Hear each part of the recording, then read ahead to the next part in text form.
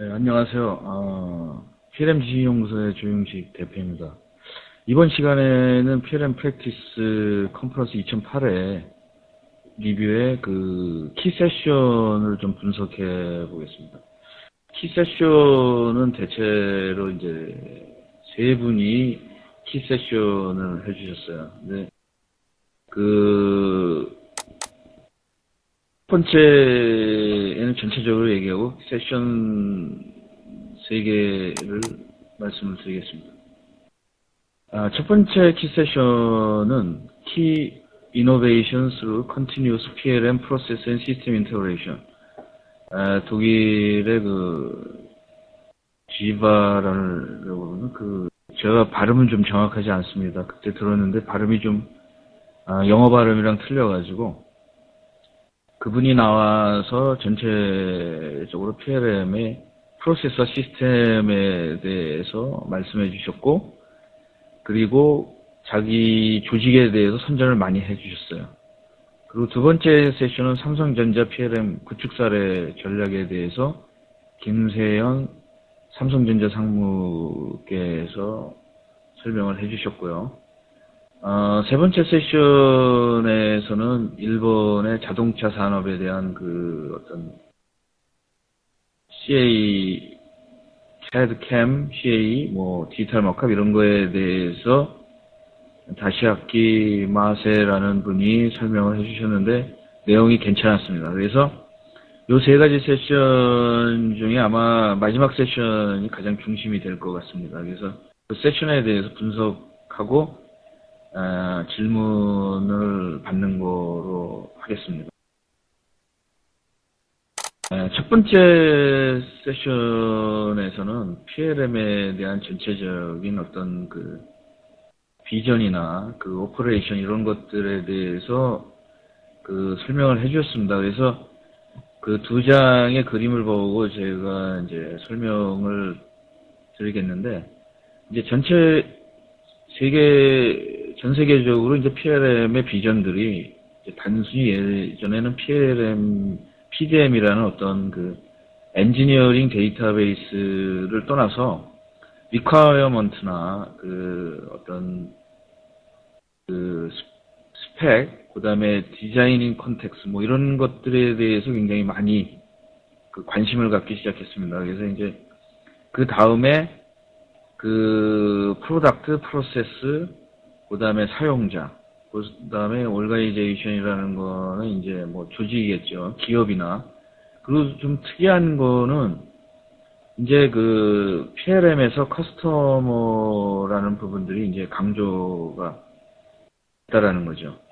여기에서 단순히 리퀘어먼트는 옛날에 어떤 기업에서 제품에 대한 리퀘어먼트가 아니라 커스터머의 어떤 위시, 그 다음에 커스터머 인테그레이션, 그 다음에 커스터머 피드백, 이런 것들에 대해서 PLM의 요소가 되기 시작했습니다. 그래서, 또한 프로세스도 PDM이라는 부분은 개발에 굉장히 집중적이었는데, 개발뿐만 아니라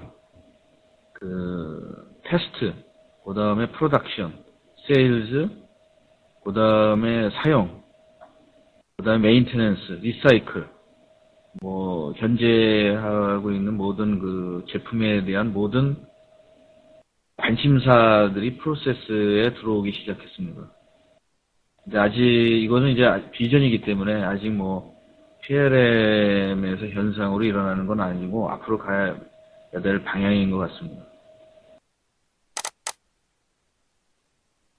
또 하나는 이제 오퍼레이션에 그동안의 어떤 생산이나 그 다음에 어떤 퍼포먼스 이런 것들뿐만 아니라 컨피규레이션이라는 것들 이런 것들에 집중되고, 또 하나 이제 디지털 밸리데이션, 그 다음에 디지털 매니팩처링, 가상 생산 이런 것들이 현재 많이 발전되고 있습니다. 그리고 이런 거와 더불어서 비주얼라이제이션 또는 버추얼라이제이션, 가상화, 그 제품이 최종적으로 나오기 전에 그 밸리데이션을 가상 공간에서 그 완성을 많이 할수록 그 제품에 실패할 확률이나 제품의 어떤 비용 이런 것들을 줄일 수 있다라는 거죠. 그래서 Virtual Product Validation, 그 다음에 Virtual Factory 이런 것들이 이제 컴퓨터의 IT의 발전으로서 이런 것들이 많이 발전되고 더 그 스코프이 많이 확장되기 시작했습니다. 이런 것들, 이 자료는 그 다운로드를 될 수 있는 오픈된 자료이기 때문에 뭐 많이 설명하지는 않겠습니다.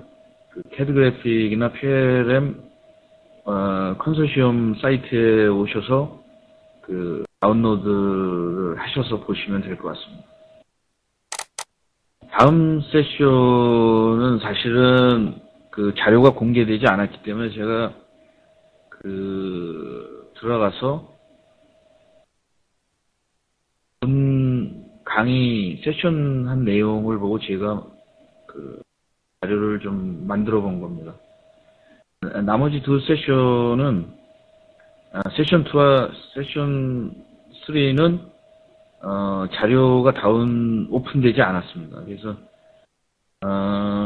세션 두 번째는 그 삼성전자의 VPD 가상 제품 개발이라는 부분들에 대해서 그 설명하는 건데, 주요 내용은 이 부분은 그 전통적으로 PDM이나 엔지니어링 부분입니다. 이 부분들은. 근데 이 부분들은 엔지니어링 부분이 아니라 마케팅이나 상품 계획 부분인데, 삼성전자에서는 이 두 세계에 어떤 벽이 있다라고 생각을 하고 있는 것 같아요. 근데 사실은 연합에서는 사실은 서로 다른 세계에 사는 사람들끼리 커뮤니케이션 하기가 쉽지가 않습니다.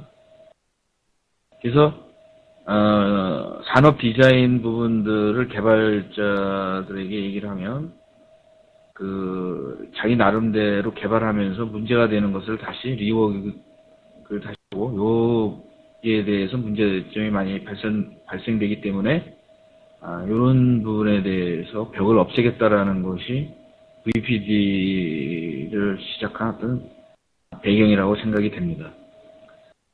이쪽에서 일어난 부분들은 세일즈 프로세스나 그 프로덕트 프로블럼들이 뭐가 일어나냐면은 그 제품의 어떤 그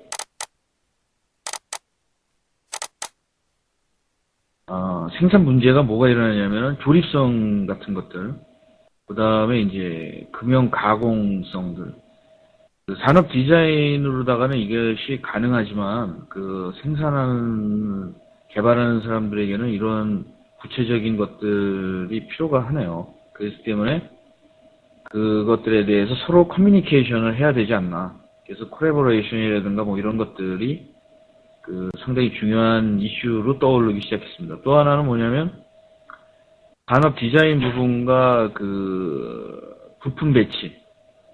뭐 여러분들 뭐 아시겠지만 지금의 무슨 어떤 그 전자제품 같은 것들이 디자인에서 나오지만 그것을 그 부품에 배치하고 성능을 나오게 하기 위해서는 또 엔지니어들이 그거에 대한 서로 커뮤니케이션이 없이는 불가능하기 때문에 이런 문제들이 이슈가 되고 있습니다. 그 다음에 그 개발 입장에서 색상이나 재료, 마감 등의 이런 것들에 대해서 미완성 사양서, 스펙 문제 이런 것들이 있다고 합니다. 그래서 그런 것들을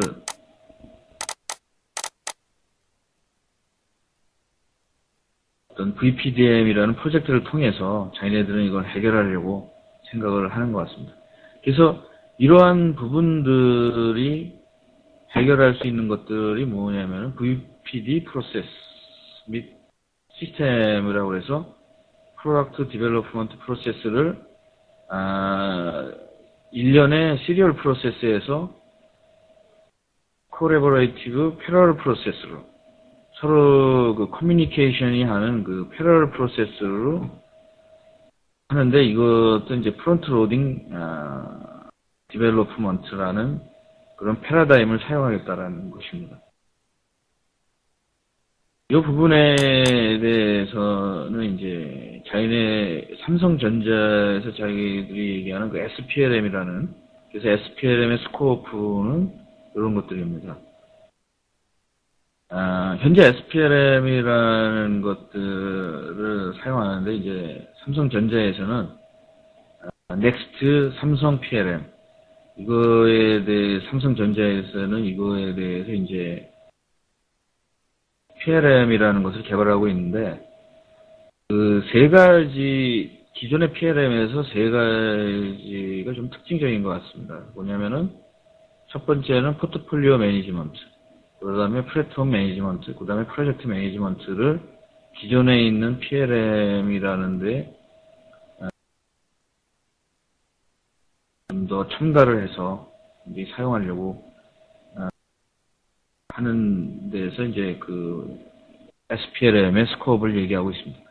첫 번째 그 포트폴리오 매니지먼트는 주로 마케팅 분야. 결국 그 이익은 뭐냐면은 그 R&D와 마케팅 리소스를 효과적으로 관리하겠다. 그러니까 첫 번째 말씀드린 것처럼 그 같이 소통을 하겠다. R&D 쪽이랑 마케팅에 있는 사람들끼리 자료도 공유하고 어떤 그 커뮤니케이션도 하고 이런 것을 하겠다는 것이고, 두 번째는 플랫폼 매니지먼트라는 거는 상품 기획을 PLM의 범위에서 그 사용하겠다. 이것에 대해서는 이제 마켓에 어떻게 빨리빨리 적응하는 결정을 하겠다라는 거겠죠. 그 개발과 런치와 그 다음에 이제 뭐 EAO 잘 모르겠는데 이 부분에 대해서 그 스트림라인으로 가져야겠다라는 거겠죠. 그 다음에 이제 프로젝트 매니저는 그동안에 이제 개별적으로는 많이 사용을 했었습니다. 근데 이번에는 PLM 안에 스코프 안에서 그 사용을 함으로써 그 디시전 메이킹 하는 그 속도를 증가하겠다라는, 임프루브 하겠다라는 것이 이거의 그 어떤 스코프라고 설명을 했습니다. 다음은 그 SPLM의 딜렉션에 대해서 얘기를 했는데, 그 임플리멘테이션 두 가지 중에 세 가지로다가 얘기를 하고 있습니다. Improvement, Efficiency, 그 R&D 마켓 리소스. 이것들이 대부분 다 그 영문 자료로 해서 제가 영문으로 좀 자료를 재구성했습니다. 그래서 한글로 해석하기가 좀 어려운 부분도 있고 그래서 원 자료를 주로 충실하기 위해서 영어를 좀 많이 사용을 했습니다. 그 다음에 implementing speedy 프로세스를 좀 빠른 프로세스를 하자. 그 다음에 이제 세 번째는 뭐냐면 좀 쉬워야 되지 않나, 그 시스템 전체가. 그래서 다시 요 안에 이제 그 SPLM이라는 시스템인데, 요거는 요런 세 가지 방향이 완성이 된다면 요런 이익이 오지 않을까. 마케팅과 R&D에 대한 코스트를 좀 효과적으로 줄일 수 있지 않을까, 이런 접근을 하는 거고요. 두 번째는 그 아주 슬림한, 요새 그 PLM도 린이라는 것들이 많이 개념이 나오는데, 복잡한 게 아니라 간편하고 간결하지만 강력한 그런 개발 프로세스를 만들려는 것이고, 세 번째는 한 시스템으로, 통합된 시스템으로 만들어서 좀 쓰기 쉽게, 지금처럼 그 할 때마다 다른 시스템이기 때문에 오는 그런 비효율적인 것을 없애려고 이러한 그 방향은 뭐 삼성전자만의 그 어떤 생각은 아니고 굉장히 큰 기업이나 PLM을 사용해서 어떤 품 개발의 그 어떤 효과를 보겠다라는 업체들은 대부분 다 갖고 있는 그런 상황입니다. 근데 이것이 이제 쉽지는 않습니다. 이 세 가지를 완성한다는 것이. 이런 세 가지를 완성을 하면 이런 것들은 이제 삼성전자에서는 차세대 PLM이라고 주장을 하고 있습니다. 그 부분에 대해서 T세션을 간략하게 설명을 하고, 마지막 세션은 일본의 어떤 자동차 산업에 대해서 아주 자세히 설명을 했었는데, 사진을 보면서 한번 설명을 드리겠습니다. 화면을 제가 가서 좀 사진을 찍은 건데, 일본과 한국이 어떤 그동안의 어떤 자동차 산업에 대해서 교류한 내용입니다. 이 부분은 상당히 교류가 많더라고요, 보니까. 미쓰비시, 마츠다, 그 다음에 다이하츠, 혼다, 미쓰즈, 닛산 디젤, 이런 것들이 어떤 게 보니까 62년서부터 계속 한국과 다양한 협력을 했다고 그럽니다. 여기에서 보면은 상당히 잘 설명을 해줬는데, 어느 산업이나 좀 비슷하지만 자동차 산업에 이 사람이 주장하는 걸 보면은 이제 자동차 산업에서 IT 프로세스가 세 개의 제너레이션을 가지는데, 1세대에서는 주로 캐드캠, 2세대 1975년서부터 1985년 10년간을 지난 36년간을 잘 설명을 해주셨어요. 그 다음에 2세대는 1985년서부터 1995년, 그리고 3세대는 2005년까지. 그리고 둘 다 캐드캠이었고, 마지막에는 DMU. 그 다음에 이제 옛날에는 크레이를 사용해서 했었는데, 2세대에서는 3D, 리얼라이제이션 디자인이 완성이 됐고, 그 다음에 3세대부터는 DMU 베이스의 컨커런트 엔지니어링, 그리고 버추얼 디벨로프먼트가 시작이 됐다고 얘기.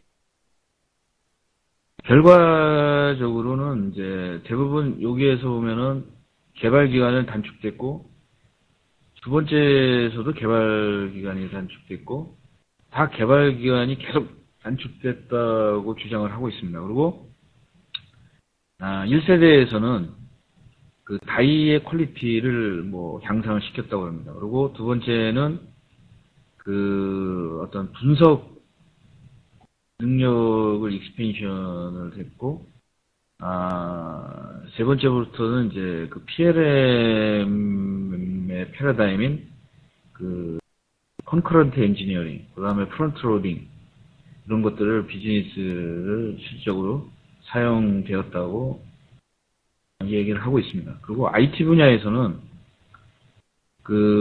첫 번째 1세대는 프리덤 서피스 디자인 크리에이션이 가능해졌고, NC 밀링도 됐고, 인하우스 캐드의 메인프레임 세대였습니다. 그리고 세컨 제너레이션에서는 이제 어떤 서플라이어와 데이터를 조금씩 교환이 가능했었고, 3D 와이어프레임과 서피스 프로세싱을 했었고, 그 다음에 인하우스 캐드였는데, 메인프레임에서 유닉스로, 워크스테이션으로 전환이 됐다고 합니다. 그 다음에 3세대에서는 솔리드 모델링이 가능했었고, 그 다음에 이제 커머셜 CAD가 집중적으로 발전이 됐고, 그 다음에 유닉스에서 윈도우 NT나 뭐 PC 이런 쪽으로다가 이제 잘 정리를 해주셨습니다. 그리고 이제 요 부분에 대해서도 재미있게 저기를 했는데, 결국은 이제 디지털 프로세스, 자동차에서는 버추얼한 거를 리얼로 만드는 과정입니다. 근데 여기에 프레이밍과 프로토타이핑과 익스페리멘탈이라는 거였는데, 점점 이것이 이제 시간적으로 점점 줄여나가서, 아마 이거는 뭐 1세대 정도고 2세대, 지금 현재 3세대 정도는 이제 이렇게 버추얼 할 수 있는 시간이 점점 줄고, 리얼도 줄고, 그래서 결국은 시간이 디지털 프로세스의 주요 목적은 개발 기간이죠, 여기 부분이. 뭐, 매스 프로덕트 시간은 그렇게 많이 줄지를 못하는 것 같습니다. 그래서 개발에서 개발 기간 단축. 보통 그것을 주장하는 거는 이제 뭐 24개월, 옛날에는 몇 년이었는데 뭐 24개월, 이걸 더 줄이는 것이 이제 자동차 산업의 가장 중요한 이슈인 것 같습니다. 요 부분들에 대해서 설명을 해줬고, 결국은 릴타임은 나돈이, 그러니까 시간을 단축하는 것뿐만 아니라 이런 단축으로 인해서 모든 코스트도 줄일 수 있고, 그 다음에 리소스, 맨아워도 줄인다고 이분은 결론을 내리고 있습니다. 이것으로 간략하게 설명을 하고, 요거에 대해, 이 세션에 대해서 질문을 좀 몇 개 받겠습니다.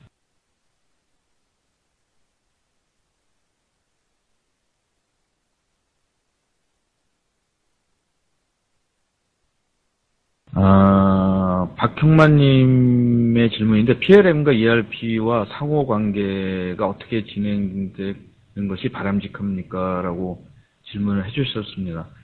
사실은 PLM과 ERP는 저는 서로 다른 방향이라고 생각을 합니다. 그래서